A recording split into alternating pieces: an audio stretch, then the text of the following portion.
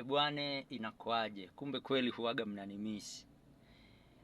Nimeona kweli mnanimiss. Maana nimepata message nyingi sana nikiulizwa kwa nini siposti, mbona nimetulia na maneno nilikuwa na shauri vijana wenzangu yalikuwa ni maneno mazuri. Poleni sana vijana wenzangu. Sijaweza kuendelea kidogo, nilikuwa nimesimama kidogo sababu ya changamoto za kimaisha. Yaani nikisema changamoto za kimaisha namaanisha nilikuwa busy katika harakati za kujitafuta kimaisha. Yaani nilikuwa busy, kuna vitu vingine ambavyo nilikuwa navifanya kwa kujitafuta kimaisha. Sasa ndugu zangu, marafiki zangu, madada zangu, makaka zangu, wazazi wangu, wote kwa ujumla, leo ningependa niwaambia kwamba hivi. Narudia mwanzo sababu bado leo ni tarehe 30 leo. Bado tupo Januari. Na watu wengi wameshaanza kupata mishahara yao. Tafadhali ukipata mshahara, tunza mshahara wako, ufanyie mambo ya maana. Usiupeleke mshahara katika ulevi, japokuwa ya kwamba huwezi ukampangia mwenzako katika jambo ambalo anataka kulifanya yeye mwenyewe. Lakini tupunguze starehe. Ukitaka kufanikiwa katika maisha, starehe zipunguzwe. Huwezi ukafanikiwa kwa maisha na unaendekeza starehe. Niliwaambia pale mara ya kwanza, na nakumbuka ilikuwa mwaka jana. Niliwaambia kuna vitu vitatu huwa vinamaliza pesa za mtu.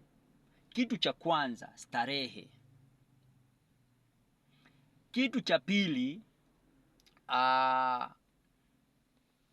hizi gambling, betting, hizi mambo za kuwekeza, hizi mikeka, sijui nini, kubeti. Kitu cha tatu ambacho kinamaliza pesa sana, tena sana, alafu watu hawajawahi kujua. Mimi siwaambii, sisemi ati ni umalaya. Watu wengine wasemaga ni umalaya. Hapana, umalaya mimi nimeweka katika kategori ya starehe. Kitu cha tatu ambacho kinamaliza pesa ni hasira. Usiwahi fanya decision making wakati ambapo una hasira. Ukiwa na hasira utatumia pesa vibaya na pesa itakukimbia. Inamaliza pesa haraka sana. Na hicho ndio kitu chenye watu wengi hawajajua. Wanasemaga sijui umalaya. Umalaya ipo katika kategori ya hasira.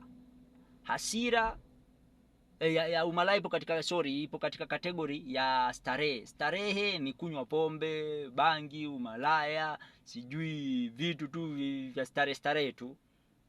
So ndugu zangu wapendwa, tujitahidi tuepukane na mambo ya starehe. Starehe zinamaliza pesa sana. Huwezi ukafanikiwa katika maisha ukiendekeza starehe sana, wala hutatimiza malengo yako. Na kila mtu anapashwa kuwa na malengo. Tuseme huu mwezi unasema unataka ufanye kitu fulani, make sure umefanya hicho kitu. Mwezi mwingine unasema unataka kufanya kitu fulani, make sure umefanya hicho kitu na umeachieve. Na utaachieve aje? Unapunguza expenses. Ukishapunguza expenses, maisha yataenda mazuri sana. Kwa hivyo vijana, muache kulala. Vijana, fanyeni kazi. 2026 ni mwaka ambao unapashwa kubadilisha maisha yako kwa kupambana kufanya kazi. Mtu asikudanganya kwamba ati maombi yatakupa pesa. Maombi yana nafasi yake na kufanya kazi kuna nafasi yake. Muombe Mungu akujalie, akupe afya, akuendeleze na akupe roho ya imani na upendo na katika kila kitu. Lakini Mungu amesema pia vile vile, hata kwenye Biblia, kwenye Korani, kwenye wapi, lazima mtu afanye kazi. Hakuna hela zitatoka mbinguni, hakuna money itatoka mbinguni. Na kijana, acha nikwambie kitu kimoja. Ukiwa na pesa, ukiwa na hela, utaheshimika na kila mtu. Utaitwa mzee kwa wazee. Mbele ya wazee watakuita we mzee, na bado labda miaka yako kidogo. Utaheshimika ukiwa na hela. Na hela huwezi ukaipata hivi, lazima ufanye kazi. Vijana, fanyeni kazi, acheni upuuzi. Alafu sasa vijana wa siku hizi hawapendi kuchoka.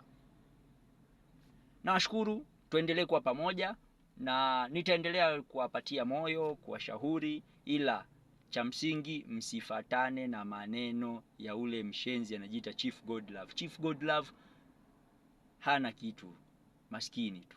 Fanyeni kazi vijana, usijidharau na mtu asikukatishe tamaa katika maisha. Tutakuja kuongelea hayo mambo mengine baadaye. Tupatane next time, na endelea kusubscribe, kulike, kucomment na kushare na watu pia vile vile. Asanteni sana, kuwe na wakati mwema.